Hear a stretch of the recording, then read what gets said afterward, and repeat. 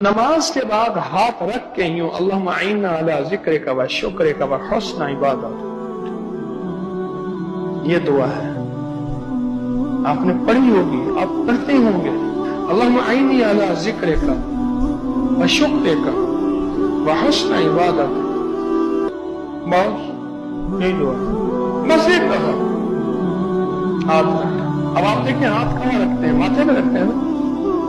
اب اس دعا کی آپ تھوڑے سے ترجمے پہ جائیں، یہ دعا اللہم، اور میں نے ایک بات کہی تھی، جس دعا سے پہلے ربنا یا اللہم آئے، سمجھ لو وہ تیر ہے اور نشانے پہ لگے۔ جس دعا سے پہلے سارے بولیں